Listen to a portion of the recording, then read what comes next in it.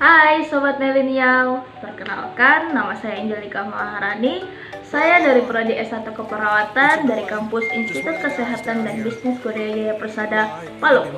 Di sini saya akan menjelaskan tentang perilaku kesehatan. Apa sih sebenarnya perilaku kesehatan? Perilaku kesehatan merupakan keadaan seseorang dalam melakukan sesuatu seperti bertindak, berpikir, bersikap, memberikan umpan balik atau respon pada suatu hal, memelihara dan meningkatkan kesehatan. Berdasarkan konsep Hendrik L. Bloom, diketahui bahwa perilaku merupakan faktor terbesar kedua setelah lingkungan yang mempengaruhi kesehatan individu, kelompok, ataupun masyarakat. Kemudian menurut Lauren Green, perilaku manusia itu sebenarnya berangkat dari tingkat kesehatan, di mana kesehatan ini dipengaruhi oleh dua faktor, yaitu faktor perilaku atau behavior causes dan faktor di luar perilaku atau non-behavior causes.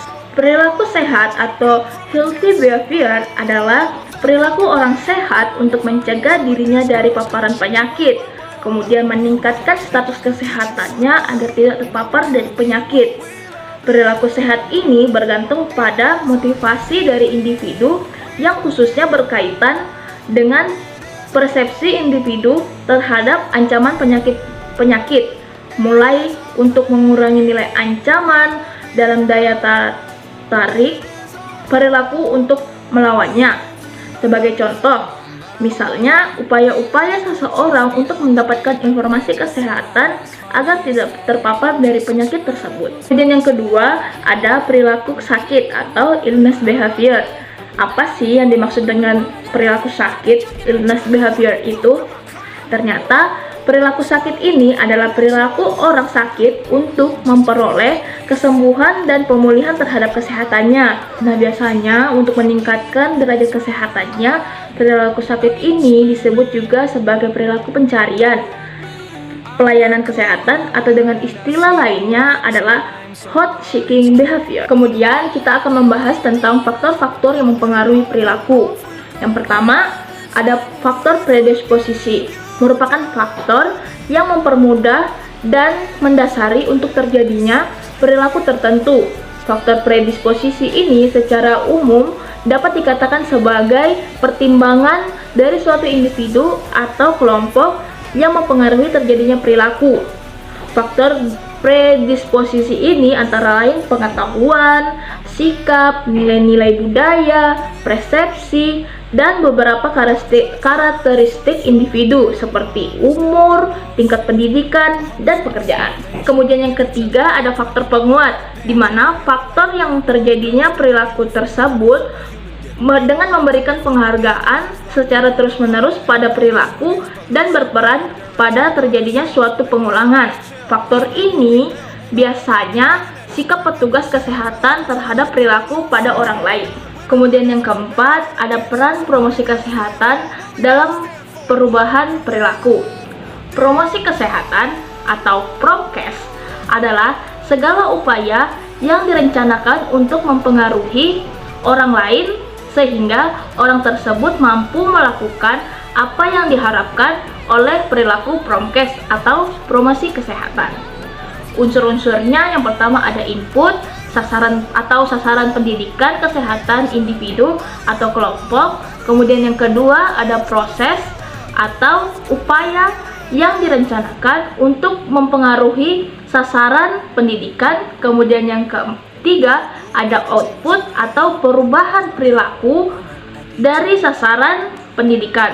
Kemudian kita akan membahas tentang konsep perilaku kesehatan. Yang pertama ada perubahan perilaku, di mana perubahan perilaku masyarakat yang tidak sesuai dengan nilai-nilai kesehatan menjadi perilaku yang sesuai dengan nilai-nilai kesehatan, atau dari perilaku negatif ke perilaku positif. Misalnya merokok, minum minuman keras, tidak memeriksakan kehamilannya, kita ubah menjadi perilaku yang positif atau ke arah positif, seperti tidak merokok, kemudian tidak meminum minuman keras, dan ibu memeriksakan kehamilannya. Kemudian yang kedua, ada pembinaan perilaku. healthy lifestyle.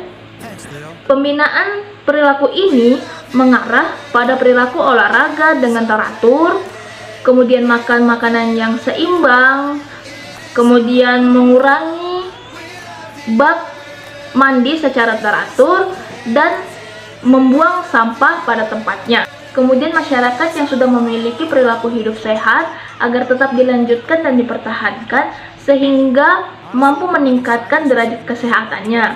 Kemudian yang ketiga ada pengembangan perilaku. Perilaku sehat ini ditujukan untuk membiasakan hidup sehat khususnya dari umur anak-anak. Perilaku hidup sehat anak dimulai dari sedini mungkin karena kebiasaan perawatan terhadap anak termasuk kesehatan dilakukan atau diberikan oleh orang tua secara langsung berpengaruh pada sehat anak-anak di kehidupan selanjutnya. Dan yang terakhir adalah kesimpulan. Perilaku individu atau kelompok tentang kesehatannya dilakukan oleh pengetahuan, sikap, kepercayaan, tradisi yang bersangkutan, kemudian di samping itu ada ketersediaan fasilitas, sikap, dan perilaku para petugas kesehatan. Faktor yang mendasari teori Lauren Green ada beberapa faktor, yaitu faktor di predisposisi, faktor pemungkin, dan faktor penguat. Sehingga perilaku individu atau kelompok tentang kesehatan ditentukan oleh pengetahuan dan sikap. Akhir kata, saya ucapkan banyak terima kasih atas perhatiannya, dan saya ingin meminta maaf jika ada kesalahan kata atau penyebutan dalam video ini.